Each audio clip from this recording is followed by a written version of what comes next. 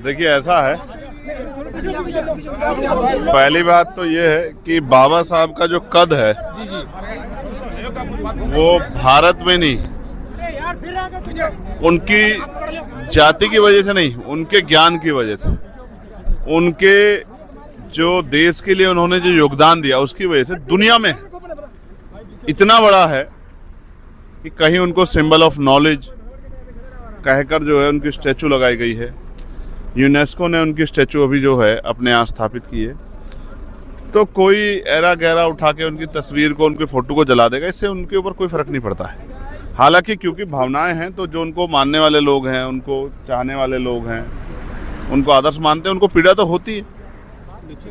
लेकिन ये भी एक कड़वा सत्य है कि किसी के गली में बैठ के या अपने मोहल्ले में बैठ के, अपने जिले में बैठ के कहने से कुछ नहीं होता। भारत की संसद ने उनको संविधान निर्माता के रूप में स्वीकार किया है।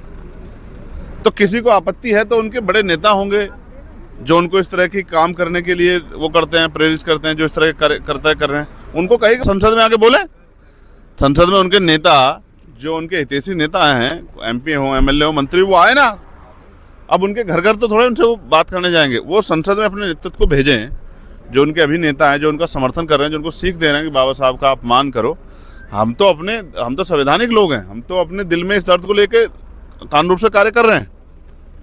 मुकदमा भी लिखा है, जेल भी गए हैं।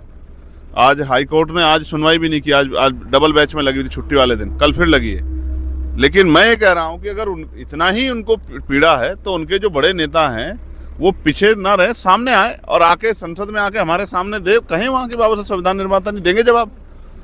जो सरकार उनके पीछे खड़ी है उनको भी जवाब देंगे। कोई सरकार हो, विपक्ष हो, सत्ता पक्ष हो, कोई हो। मैं नहीं कह रहा हूं किसी को आरोप लगा के कि भाई ये आदमी पीछे, मैं कह रहा हूं जो उनके पीछे है उसको सामने आना चाहिए।